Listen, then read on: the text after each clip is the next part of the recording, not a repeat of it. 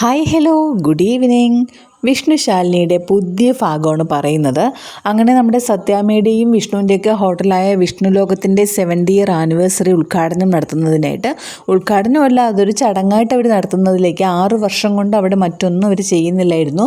അത് വിഷ്ണു ആ 6 വർഷം ആ ഹോട്ടലിലേക്ക് കയറാറുമില്ലായിരുന്നു, യാതൊരു കാരണത്തിലും സഹകരിക്കാതിരുന്നു. പക്ഷേ വിഷ്ണു നമ്മുടെ ശാലിനിയെ കണ്ടുമുട്ടി അതിനുശേഷം 7th ആനിവേഴ്സറി സെപ്റ്റംബർ 19 ആണെങ്കിലും അത് ഈ ഓഗസ്റ്റ് 19 തുടങ്ങിയാൽ എന്താ കുഴപ്പമെന്നൊക്കെ ഇങ്ങനെ വിഷ്ണു ചോദിച്ചു. അങ്ങനെ അതിൻ്റെ അടിസ്ഥാനത്തിൽ നമ്മുടെ കളക്ടർ തന്നെ മുഖ്യ ഗസ്റ്റായിട്ട് വിളിച്ച്, ചീഫ് ഗസ്റ്റായിട്ട് വിളിച്ച് നടത്താമെന്ന് സത്യഭാമയും അങ്ങനെ എല്ലാവരും കൂടി തീരുമാനിക്കുന്നതിന് പ്രകാരം നമ്മുടെ അവിടെ കളക്ടറുടെ ഉദ്ഘാടനം വരുമെന്നുള്ള ദിവസം എത്തിയിരിക്കുകയാണ്. അങ്ങനെ നമ്മുടെ ശ്യാമയ്ക്ക് മാത്രമേ ഉള്ളൂ ടെൻഷൻ. കാര്യം ശ്യാമയുടെ കുഞ്ഞേച്ചി വരുമ്പോൾ ആകെ പ്രോബ്ലം ആവും. അപ്പോൾ പിന്നെ എന്താ ചെയ്യുക എന്നുള്ളത് പിന്നെ ശ്യാമയ്ക്ക് അറിയത്തില്ല. അങ്ങനെ ശ്യാമയ്ക്ക് മാത്രം ഭയങ്കര ടെൻഷനാണ്. ബാക്കി രോഹിത്തിനോ നമ്മുടെ രാഘവൻ നായർക്കോ സത്യാമ്മയ്ക്കോ ഒന്നും ടെൻഷനില്ല. വിഷ്ണുവിനാണെങ്കിൽ അതിയായ സന്തോഷമാണ്. മറ്റൊന്നുമല്ല, തൻ്റെ ശാലിനി ഇന്നെത്തും, ശാലിനി തനിക്ക് കാണാം, അമ്മയ്ക്ക് കാണാം, എല്ലാവർക്കും കാണാം എന്നുള്ള രീതിയിൽ വിഷ്ണു ഭയങ്കര സന്തോഷത്തിലാണ്. ആ സന്തോഷം എന്താണെന്നുള്ളത് നമ്മുടെ പപ്പിക്കുട്ടി ചോദിച്ചപ്പോൾ പറയുകയുണ്ടായി, ഇന്ന് ചേച്ചിയമ്മ വരുമെന്ന്. അങ്ങനെ പപ്പിക്കുട്ടിയും സത്യക്കുട്ടിയും കൂടെ നമ്മുടെ ചേച്ചിയമ്മയെ കാണാനായിട്ട് ഇരിക്കുകയാണ്. അങ്ങനെ ചേച്ചിയമ്മ വരും എന്ന ത്രില്ലിലാണ് നമ്മുടെ വിഷ്ണുവും വിഷ്ണുവിൻ്റെ സഹായിയായിട്ടുള്ള നമ്മുടെ കമലിനും ഒക്കെ നിൽക്കുന്നത്. കമലിൻ്റെ ഏട്ടത്തിയമ്മയും കാണാം എന്നൊക്കെ പറഞ്ഞ് വലിയ കാര്യമായിട്ട് നിൽക്കുകയാണ്. അങ്ങനെ കളക്ടറുടെ വണ്ടി വരുന്നുണ്ട്. വണ്ടി വരുമ്പോൾ കളക്ടർ അതിൽ നിന്ന് ഇറങ്ങുന്നുണ്ട്. പക്ഷേ കളക്ടറായിട്ട് ഇറങ്ങുന്നത് നമ്മുടെ ശാലിനിയല്ല അവിടെ വരുന്നത്, തേജസ്വിനിയാണ്. നമ്മുടെ ശാലിനിയുടെ ഫ്രണ്ടും അടുത്ത നമ്മുടെ ജില്ലാ കളക്ടറുമായ തേജസ്വിനിയാണ് വരുന്നത്. തേജസ്വിനി നേരെ കയറി സത്യാമ്മയുടെ അടുത്ത് ചെല്ലുമ്പോൾ സത്യം പറയുന്നുണ്ട്, ഇതാരാ ഈ കളക്ടറായിരുന്നു, സത്യാമ്മ ഈ ചെയ്ത കാര്യങ്ങളും ഉപകാരപ്പെടുത്തിയതൊക്കെ ഇങ്ങനെ സത്യാമ്മ വിളിച്ച് പറയുന്നുണ്ട്. അതിനുശേഷം വിഷ്ണു നോക്കുമ്പോൾ നമ്മുടെ ശാലിനിയല്ല, അവിടെ മറ്റൊരു പെൺകുട്ടിയാണ്. അതെങ്ങനെ മാറി, ശാലിനി അല്ലേ? അപ്പോൾ കമലനും ഇങ്ങനെ അന്തം വിട്ട് നിൽക്കുകയാണ്. അങ്ങനെ തേജസ്വിനി വന്നിട്ട് അവിടെ വന്ന് ആ ഫ്രണ്ടിൽ തന്നെ സത്യാമ്മയുടെ കൂടെ തന്നെ ഒരു സീറ്റിലൊക്കെ ഇരിക്കുകയുണ്ടായി. എന്നിട്ട് നമ്മുടെ പിന്നെ പപ്പിയെയും നമ്മുടെ സത്യക്കുട്ടിയൊക്കെ നോക്കുന്നുണ്ട്. എന്നിട്ട് നമ്മുടെ പപ്പിയെ കാണിച്ചുകൊണ്ട് നമ്മുടെ സത്യാമ്മ പറയുന്നുണ്ട്, അത് എൻ്റെ പേരക്കുട്ടിയാണ്, എൻ്റെ കൊച്ചുമകളാണ്, മറ്റത് അവളുടെ കൂട്ടുകാരിയാണ് എന്ന് പറയുമ്പോൾ അതാ എനിക്കറിയാം, ആ കുട്ടിയുടെ അമ്മയൊക്കെ എനിക്ക് പരിചയമാണെന്നൊക്കെ പറയാം. അതെങ്ങനെ പരിചയമെന്ന് ചോദിക്കുമ്പോൾ ആ കുട്ടിയുടെ അമ്മ ഏതൊരു വലിയ ഉയർന്ന പോസ്റ്റിൽ ജോലിയല്ലേ, അപ്പോൾ ഞങ്ങൾ ഒരു മീറ്റിങ്ങിന് കണ്ട് പരിചയപ്പെട്ടതാണെന്നൊക്കെ നമ്മുടെ തേജസ്വിനി സത്യാമ്മയെ അറിയിക്കുന്നുണ്ട്. പക്ഷേ വിഷ്ണുവിന് താങ്ങാൻ പറ്റാത്ത സങ്കടമായിപ്പോയി, ഒത്തിരി സങ്കടമായിപ്പോയി. വിഷ്ണു എന്താ ചെയ്യണമെന്ന് അറിയത്തില്ല. അപ്പോൾ പക്ഷേ നമ്മുടെ തേജസ്വിനി കളക്ടറുടെ കാറിൽ ഇറങ്ങി അകത്തേക്ക് പോയി കുറച്ച് കഴിയുമ്പോൾ തന്നെ കാറിനകത്ത് നമ്മുടെ ശാലിനി ഉണ്ടായിരുന്നു. ശാലിനി പുറത്തേക്ക് ഇറങ്ങുന്നുണ്ട്.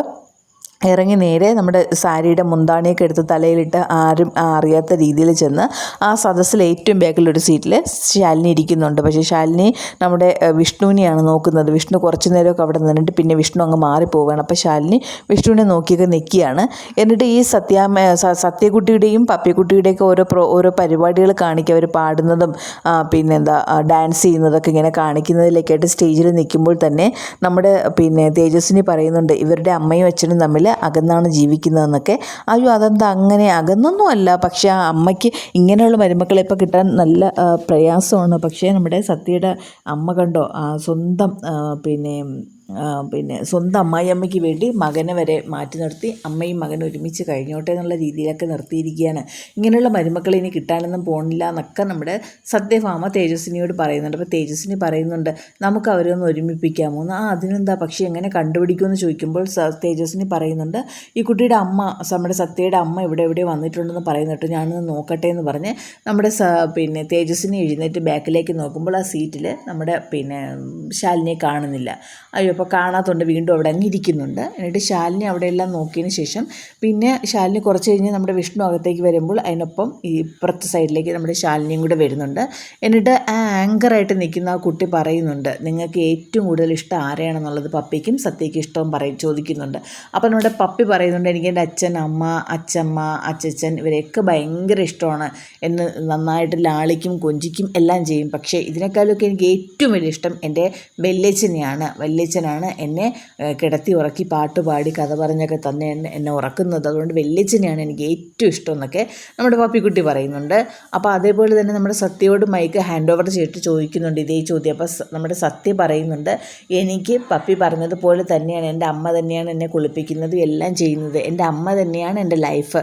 പക്ഷേ ഇതിനേക്കാളൊക്കെ എനിക്ക് അപ്പുറമായിട്ട് എനിക്ക് എൻ്റെ അച്ഛനെയാണ് എനിക്ക് ഏറ്റവും ഇഷ്ടം. ഞാൻ കണ്ടിട്ടില്ല അച്ഛനെ, എനിക്ക് കണ്ടതായിട്ട് ഓർമ്മയും ഇല്ല. അച്ഛനോട് ഞാൻ പക്ഷേ സംസാരിക്കാറുണ്ട്, അച്ഛനെ കണ്ടതായിട്ട് ഞാൻ എല്ലാം ചെയ്യാറുണ്ട്.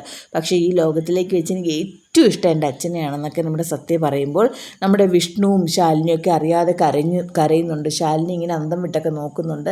സത്യാമ്മയും കൈയടിക്കുന്നുണ്ട്, അവിടെ ഇരിക്കുന്നവരെല്ലാവരും കൈയടിക്കുന്നുണ്ട്. അങ്ങനെ ഇനിയിപ്പോൾ എന്തായാലും ഈ സത്യക്കുട്ടിയെ പറയുന്നത് കേൾക്കുമ്പോൾ എനിക്ക് കുറച്ചുകൂടി അന്വേഷിക്കുന്നൊന്നും അറിയത്തില്ല, എന്താ വരുന്നതെന്നും അറിയത്തില്ല. എന്നിട്ട് സത്യാമ്മ പറയുന്നുണ്ട്, ആ കുട്ടിക്ക് അമ്മായിയോട് ഭയങ്കര സ്നേഹമായതുകൊണ്ടല്ലേ ആ മോക്ക് തന്നെ സത്യഭാമ എന്ന് പേരിട്ടത്, ഇങ്ങനെയുള്ള മരുമക്കളൊക്കെ ഇപ്പോൾ കിട്ടാൻ എളുപ്പമാണോ എന്നൊക്കെ നമ്മുടെ കളക്ടറോട് തേജസ്വിനിയോട് തന്നെ ചോദിക്കുന്നുണ്ട്. പക്ഷേ തേജസ്വിനിക്ക് അവരെ ഈ വിഷ്ണുവിനെയും ശാലിനിയും ഒന്ന് ഒന്നിപ്പിച്ചാൽ മതി എന്നുള്ള രീതിയാണ്. അതേപോലെ തന്നെയാണ് നമ്മുടെ വിഷ്ണുവിനും ശാലിനിയും ഒന്ന് കണ്ടാൽ മതി. പക്ഷേ ശാലിനി അവരിൽ നിന്നൊക്കെ മറഞ്ഞു നിൽക്കുകയാണ്. എന്താ ഏതാന്നുള്ളതൊക്കെ ഇനി വരും എപ്പിസോഡുകളിൽ തന്നെ നമുക്ക് കാത്തിരുന്ന് കാണേണ്ടി വരും പ്രിയെ. അങ്ങനെ നമ്മുടെ ഈ ഒരു എപ്പിസോഡ് ഇവിടെ അങ്ങനെ പൂർണ്ണമായി മാറുകയാണ്. അപ്പോൾ എല്ലാവരും എൻ്റെ ചാനൽ കാണണം, ലൈക്ക് തരണം, കമൻറ്റ് തരണം, സബ്സ്ക്രൈബും ചെയ്യണം. Okay, thank